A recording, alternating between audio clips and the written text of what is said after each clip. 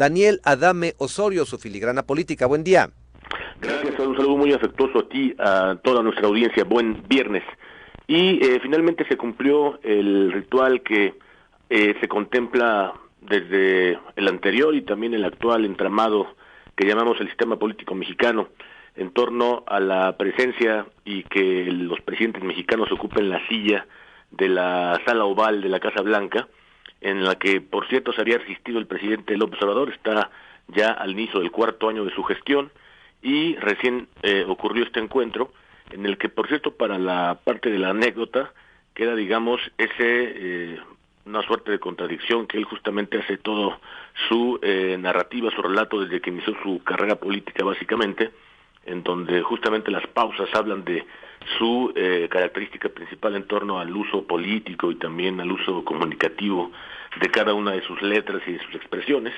y ha contrastado justamente lo contrario en esta presencia más reciente. Pero más allá de esa cuestión de forma, me parece a mí que la particularidad de lo que ha implicado su gestión, y que él retoma justamente uno de esos clásicos de los usos comunicativos del poder, habla precisamente de que el reflejo de la política suya, la política interior, es la que está representándose en torno a la política exterior. Si nosotros revisamos por lo menos esos dos enfoques, en la parte, digamos, doméstica, podemos ver básicamente que es una suerte de conflicto la que existe entre los poderes. Hace pocos días que vimos la reiteración de la Corte, del Pleno, de su principal órgano, de ese máximo órgano constitucional, en que pone, digamos, en claro que lo más importante son las reglas del juego, en torno a que no se pueden alterar, digamos, las directrices de lo que implica justamente el orden constitucional, para que el presidente de ese órgano no pueda reelegirse. También lo vemos en torno, por ejemplo, y que por cierto borró, hay que decirlo, sí, el contenido muy amplio, muy robusto de aquella reforma judicial, ese artículo 13 transitorio, que ha ocupado, digamos, la centralidad en el debate público. Y también, por ejemplo, vemos el caso del Congreso mexicano, donde las disputas, las revueltas en torno a lo que ha hecho, digamos, el López Obradorismo para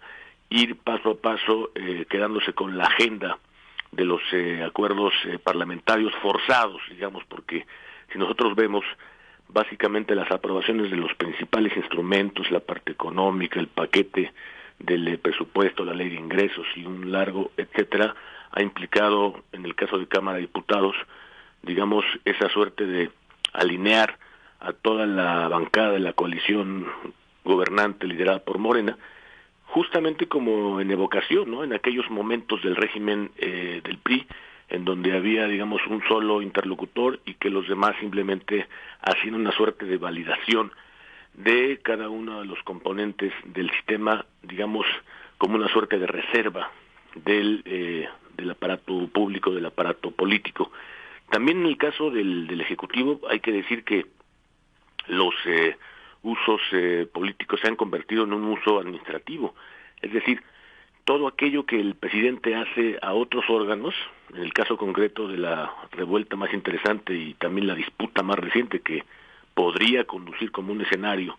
a una crisis constitucional en torno a esa quita tan importante de pesos y centavos millonaria al Instituto Nacional Electoral, ha implicado justamente ese uso administrativo que el presidente de la República hace de su propia gestión, es decir, que le quita a su propio aparato público, a sus dependencias, a sus entidades, él como titular de la administración pública, justamente para tener esa incapacidad de que las instituciones del Estado y los órganos del Estado puedan funcionar, digamos, adecuadamente, para que en su lugar ya no queden esas funciones estatales, sino queden las funciones, las de él, las directrices personales que ponga sobre la mesa. Es decir, que esa suerte de política interior, si las vemos en esa suerte de las tres ramas del poder público, también se reflejan en esas que son tensiones básicamente al interior. Esas mismas tensiones se reflejan al exterior. Si nosotros vemos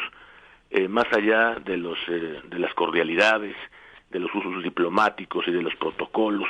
que acompañan a la presencia más reciente de los jefes de Estado de América del Norte, digamos que la atención más importante está colocada en torno a la necesidad que ya se le han dicho incluso de manera convenientemente expresa al presidente mexicano del estado de necesidad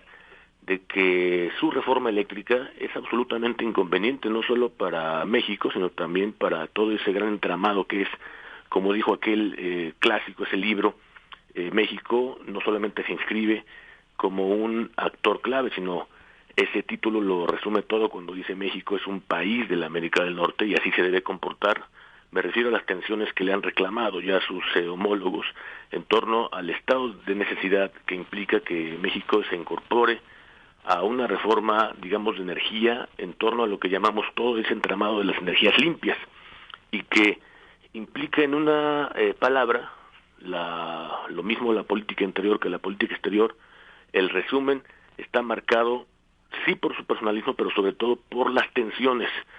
que derivan de dirigir a un Estado tan importante, tan estratégico. Reitero, México debe observarse en su geopolítica en toda su dimensión, un país de la América del Norte. Teodoro.